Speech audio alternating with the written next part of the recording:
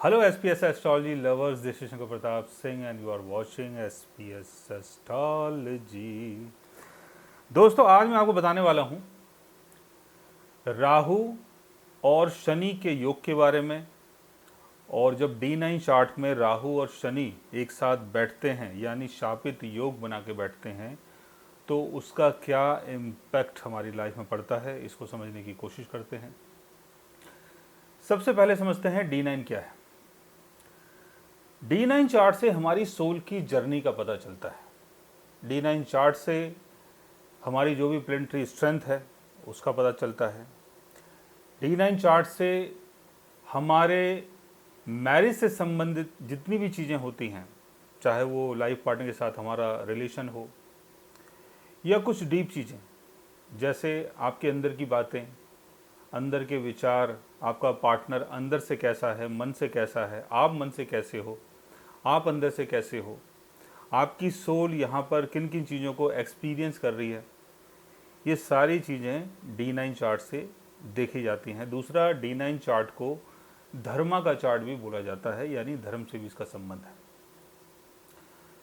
Saturn यानी delay, restriction, time frame, reality, consistency, persistency, duty, Karma, ये सारी चीज़ें सैटर्न से देखी जाती हैं। सैटर्न हमारी लाइफ में रियलिटी को शो करता है कि एक्चुअल में सच क्या है और हमारी नीड क्या है। राहु इल्यूजन, डिल्यूजन, डिज़ायर और किसी भी चीज़ को पाने की जो आपकी एक जिद होती है वो राहु से देखी जाती है। राहु आपके जीवन में इल्यूजन को क्रिएट करता है, डिज़ायर को क्रिएट करता है और आप जीवन में उन सारी चीज़ों के पीछे भागना स्टार्ट कर देते हैं। तो यहाँ पर राहु और शनि यानी शनि और राहु जब एक साथ बैठ जाते हैं आपके D9 चार्ट में तो इसका सीधा इम्पैक्ट आपकी सोल के ऊपर पड़ता है। यानी हो सकता है कि बाहर से लोगों को वो सारी चीज़ें ना दिखाई दें जो अंदर से आप एक्सपीरियंस कर रहे हो। बाहर के लोगों को हो सकता है कि आप बहुत अच्छे दिखाई दें, आपकी फैमिली लाइफ बहुत अच्छी दिखाई दे या आपके विचार बहुत अच्छे दिखाई दें, लेकिन अंदर से ये जो राहु और शनि का जो योग है ये आपको बदल देता है। राहु शनि का योग एक अलग टाइप का टेंशन क्रिएट करता है, बिकॉज राहु इल्यूजन है और शनि जो है वो रियलिटी है। तो इल्यूजन और रियलिटी जब दोनों एक साथ हों तो आप समझ सकते हैं कि इंसान की मानसिकता क्या होगी। यहाँ पर अगर आप मैरिड पर्सन हैं तो आपकी मैरिज में आप ऐसा देखेंगे अपने लाइफ पार्टनर के साथ कि आप दोनों के संबंध जो हैं उसके अंदर प्यार की बहुत कमी है। आप सिर्फ दुनिया को दिखाने के लिए एक साथ हो, बातें करते हो क्योंकि एक दूसरे की नीड को महसूस करते हो, लेकिन हकीकत में आपके संबंधों में प्यार की कमी होगी, विश्वास की कमी होगी, फियर होगा और संबंधों को सुधारने की एक इच्छा होगी, एक नीड होगी कि कैसे जो हमारा ये संबंध है ये ठीक हो जाए, सुधर जाए, कैसे इसके अंदर प्यार आ जाए। ये सिर्फ कोशिश आपकी चलती रहेगी और आप हर टाइम इन सब चीज़ों को लेके परेशान रहेंगे। अगर हम करियर की बात करते हैं तो लोगों को आप बहुत ज़्यादा ऐसे दिखाई देंगे कि आप बहुत शांत हैं, बहुत रेगुलर हैं और बहुत जिम्मेदार टाइप के हैं, लेकिन दूसरे ही तरफ आपका एक अलग से रिबेलियस नेचर होगा जो कभी कभी निकल के आएगा।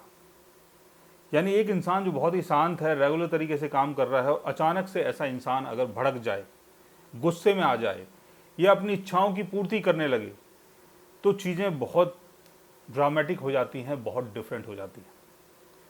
दूसरी बात ये कि सैटर्न हमें टाइम से चलना सिखाता है। सैटर्न हमारे अंदर फियर डालता है चीज़ों को लेके, कोई भी हमारा काम है उसको लेके हमारे अंदर फियर आ जाता है। सैटर्न हमें सिस्टमेटिक तरीका बताता है। सैटर्न ये बताता है हार्ड वर्क करो, मेहनत करो, लेकिन दूसरी तरफ राहु कहता है शॉर्टकट चलो।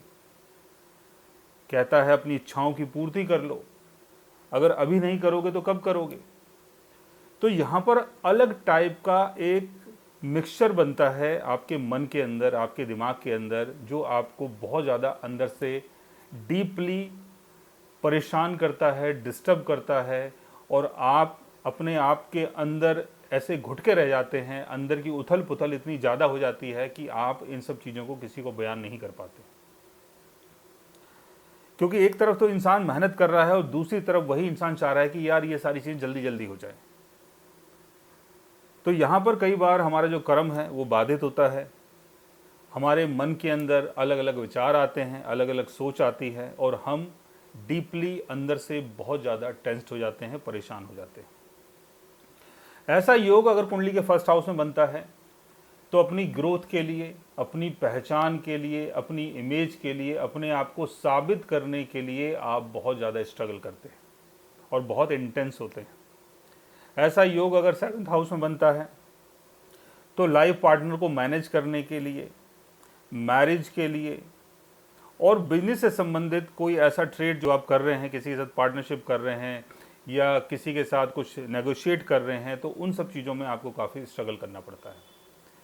नाइन्थ हाउस में अगर ऐसा योग बनता है तो इंसान का विश्वास अपने धर्म से हट जाता है, लेकिन धर्म से हटना ना हटना वो हर इंसान का अलग अलग अपना पर्सनल वो होता है। यहाँ पर मैं योग की बात कर रहा हूँ कि ऐसा योग इंसान को अपने धर्म पाथ से हटा देता है और आदमी दूसरी चीज़ों को एक्सपीरियंस करता है और अपने लाइफ में बहुत बड़ा चेंज देखता है। 10वें घर में अगर ऐसा योग बनता है तो आप अपने नाम के लिए, अपने फेम के लिए, अपनी पहचान के लिए, अपने आप को साबित करने के लिए सोसाइटी के सामने बहुत ज़्यादा स्ट्रगल करते हैं। यहाँ पर आपको बहुत कंसिस्टेंसी के साथ चलना पड़ता है, बहुत डेडिकेशन के साथ काम करना पड़ता है, बहुत पंचुअलिटी के साथ काम करना पड़ता है, लेकिन अंदर से एक इच्छा ये भी होती है कि इन सारी चीज़ों को छोड़ो और अचानक से कुछ ऐसा बड़ा करो या अपने लिए कुछ कर लो। तो आदमी का नेचर बहुत ज़्यादा रिबेलियस हो जाता है, लेकिन उसके बाद भी इंसान स्थिर रहता है, और ये दोनों योग इंसान के मन के अंदर एक पीड़ा डालते हैं, एक चोट डालते हैं, और इंसान इस पीड़ा और इस जख्म के साथ जीवन में आगे बढ़ता है। सो गाइज, आज मैंने आपको बताया D9 चार्ट में अगर राहु और शनि का योग बनता है तो उसका क्या इम्पैक्ट हमारी लाइफ में पड़ता है। अगर आप भी जानना चाहते हैं अपने D9 चार्ट के बारे में और राहु और शनि के बारे में, तो उसके लिए आप हमारे चैनल को सब्सक्राइब कर सकते हैं। और अगर आप हमसे बात करना चाहें, कंसल्ट करना चाहें, पर्सनली हमसे मिलना चाहें, तो आप हमारे व्हाट्सएप के थ्रू, ईमेल आईडी के थ्रू हमसे मिल भी सकते हैं, बात भी कर सकते हैं, और गाइज आप हमसे कंसल्ट भी कर सकते हैं। So guys, take care, love you all and good bye.